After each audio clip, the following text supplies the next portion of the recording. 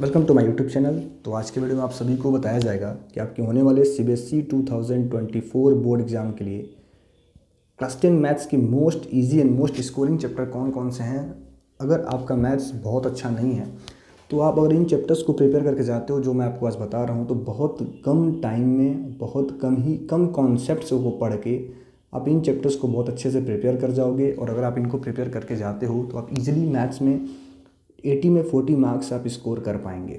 ठीक है, हमारे कहने का मतलब ये है कि आप पूरी की पूरी किताब पढ़ लो, आपसे क्वेश्चंस ना हो।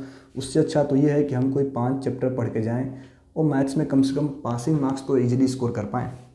बट मेरा आप सभी को बस यही सजेशन रहेगा कि अगर आपके पास टाइम है और अगर पॉसिबल हो तो आप पूरे सिलेबस को पढ़ें। बट अगर कहीं से भी पॉसिबल नहीं है, आपने बहुत ज़्यादा मस्ती कर रखी है, आपका मैथ्स बहुत वीक है, आपको समझ में नहीं आ रहा है, तो जो आज आपको एक टॉप 5 चैप्टर बताया जा रहे हैं, जो टॉप 5 मैं चैप्टर आपको बताने वाला हूँ, टॉप 5 या फिर टॉप 5 इजी चैप्टर बताने वाला हूँ जिनको बहुत इजीली आप प्रिपेयर करके अपने बोर्ड्स एग्जाम में बहुत अच्छा मार्क्स आप स्कोर कर पाएंगे।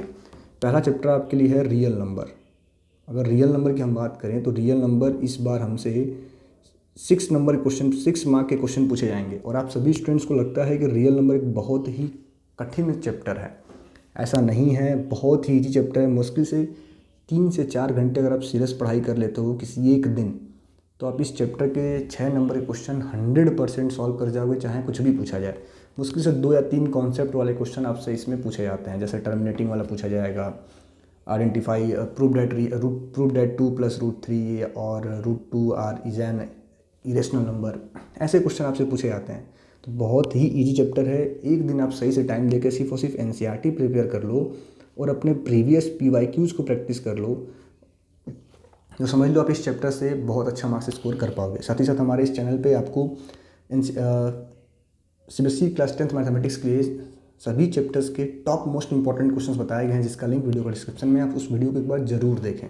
जो भी क्वेश्चन आपको उसमें बताए गए उस टाइप के क्वेश्चन अगर आप प्रिपेयर करके जाते हो तो आप बहुत अच्छा मार्क्स अपने बोर्ड्स में स्कोर कर पाओगे। देन सेकेंड चैप्टर जो आपको करना है वो हमारा है क्वाड्रेटिक इक्वेशन। अब आप कहो सर आपने तो बहुत कठिन चैप्टर बता दिया। देखो, क्वाड्रेटिक इक्वेशन में आप वर्ड प्रॉब्लम छोड़ दो, बाकी जो 2 कॉन्सेप्ट हैं कि क्वाड्रेटिक इक्वेशन में सॉल्यूशन ऑफ रूट्स, ठीक है, एक आपका आता है ना quadratic solve the quadratic equation by quadratic formula, या फिर find the roots of the equation. एक आता है डिस्क्रिमिनेंट वाला क्वेश्चन कि नेचर ऑफ रूट्स वाला।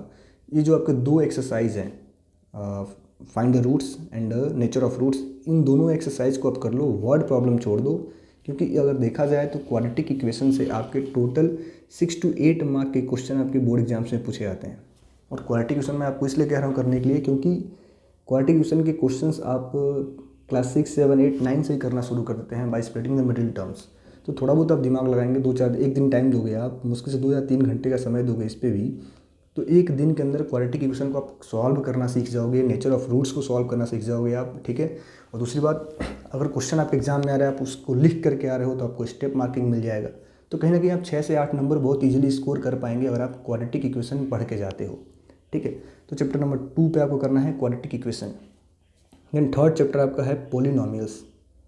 ठीक है, पोलिनोमियल्स अगर देखा जाए तो बच्चे कहेंगे सर ये तो बहुत कठिन चैप्टर है, आपने पोलिनोमियल्स हमें क्यों सजेस्ट कर दिया पढ़ने के लिए।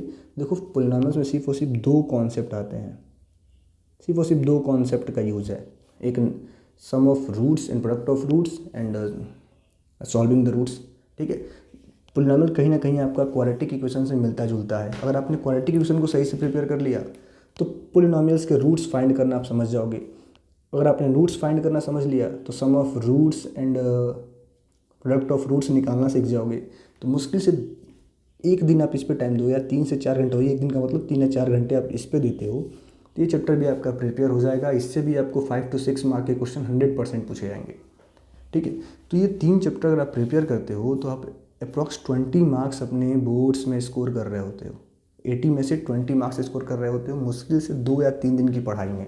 बहुत ही ईजी चैप्टर है आपके मैथ्स के अगर इनको देखा जाए तो। ठीक है, देन आगे हम लोग बढ़ते हैं और हमारा जो अगला चैप्टर होगा, चैप्टर नंबर 4, जो मैं आपको कहूँगा करने के लिए, वो आपका है स्टैटिस्टिक्स एंड प्रोबेबिलिटी।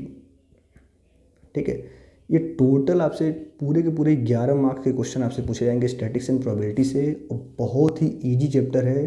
अगर आप आपका मैथ्स प्रिपेयर नहीं है, आपको मैथ्स स्टार्ट करना है, तो पहले आप यहीं से स्टार्ट करें, स्टैटिक्स प्रोबेबिलिटी से ही आप पढ़ना शुरू करें।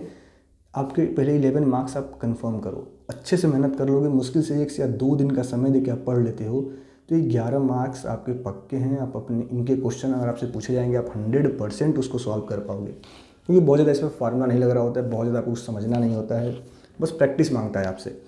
तो अगर आपका मैथ्स अच्छे से प्रिपेयर नहीं है तो सबसे पहले कोई चैप्टर पढ़ना है तो आप पढ़ो उसको, स्टैटिक्स एंड प्रोबेबिलिटी से स्टार्ट करो, ठीक है। देन 5th नंबर पे आपका चैप्टर मैं आपको बोलूँगा पढ़ने के लिए, वो है आपका मेंसुरेशन। मेंसुरेशन आप कहेंगे सर ये तो बहुत कठिन चैप्टर आपने बता दिया। देखो मेंसुरेशन से टोटल 10 मार्क के क्वेश्चन आपसे पूछे जाएंगे। हाँ, एक टाइम पे मेंसुरेशन हमारा डिफ़िकल्ट था, लेकिन अब नहीं रहा। अब बहुत सारे डिफ़िकल्ट एक्सरसाइजेज जो आपके सिलेबस से हटा लिए गए हैं, इसके वजह से आपका चैप्टर बहुत ही ईजी हो गया है। जो भी इससे क्वेश्चन पूछे जाएंगे डायरेक्ट फार्मूला बेस्ड होगा। अगर आप 2 से 3 दिन का समय देके सही से कर लेते हो, 2 से 3 दिन का समय देके 10-12 घंटे खर्च कर दो आप मेंसुरेशन पे, तो इसके क्वेश्चन आप बहुत ईजिली सॉल्व कर जाओगे।